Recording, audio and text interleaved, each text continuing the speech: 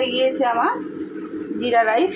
খুবই সহজ পদ্ধতিতে আমি দেখিয়েছি, দেখতেই পেলেন। তো রেসিপিটা যদি ভালো লেগে থাকে অবশ্যই লাইক শেয়ার অ্যান্ড সাবস্ক্রাইব করবেন। নমস্কার, আমি আবারও চলে এসেছি একটা রেসিপির সঙ্গে। আজ করব জিরা রাইস। জিরা রাইস করার জন্যে এখানে আমি বাসমতি চাল খুব ভালো করে ধুয়ে নিয়েছি। জল দিয়ে ভিজিয়ে রাখার দরকার নেই, আমি সবই ধুয়েছি।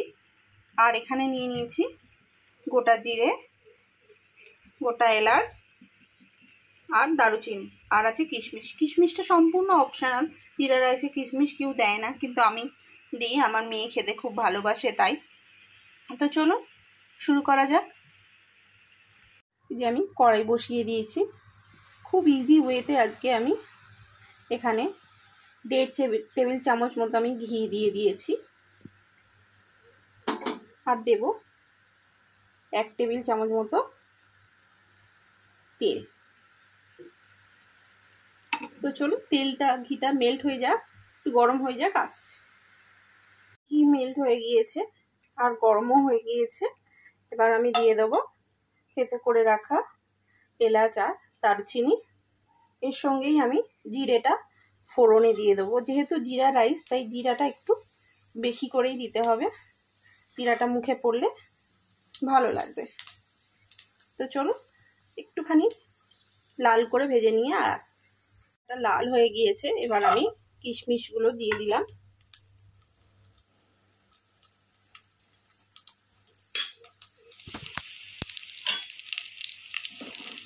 কিশমিশগুলো বেশি ভাজার দরকার নেই, এর মধ্যেই আমি চালটা দিয়ে দেব।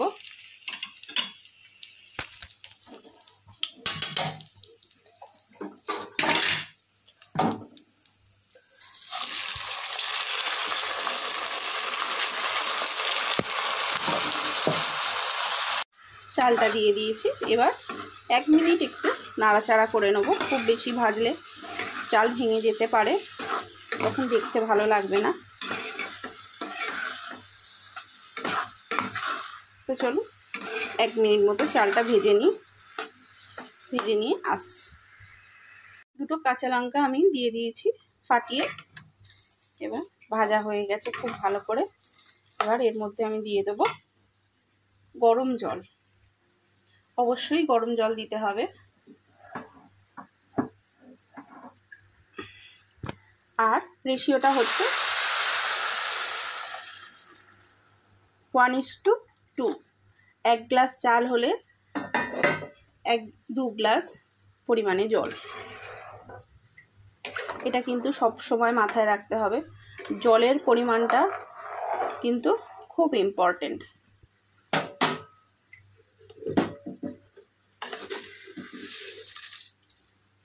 এখানে আমি দিয়ে দেবো চিনি অল্প, আর দিয়ে দেবো স্বাদ মতো নুন।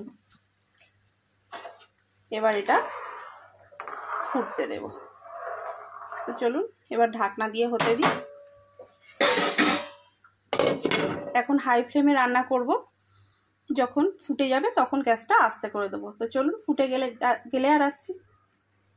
এই যে ফুটে গিয়েছে, এবার আমি গ্যাসটা আস্তে করে দেবো। আস্তে করে দিয়ে যতক্ষণ না জল শুকিয়ে যায় ততক্ষণ রান্না করে নেবো। তো চলুন জলটা শুকিয়ে গেলে আসছি।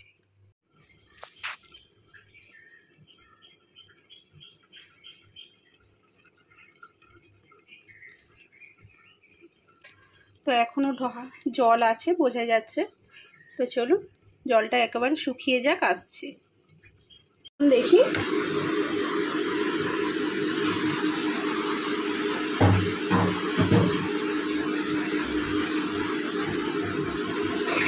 একদম ঝরঝরে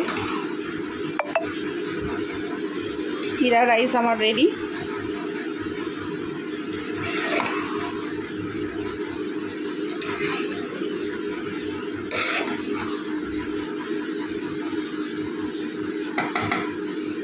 সরি, রেডি নয়, আর একটু হবে। বেশি নাড়াচাড়া করবো না, তাহলে কি হবে, রাইসগুলো ভেঙে যাবে। তো চলুন আরও 5 মিনিট পর আসছি।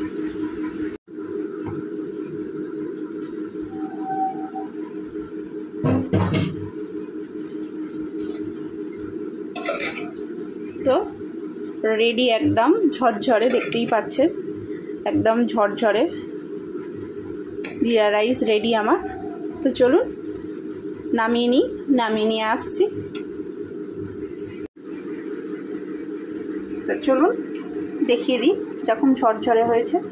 এই যে একটাও কিন্তু একটা গায়ে লেগে নেই।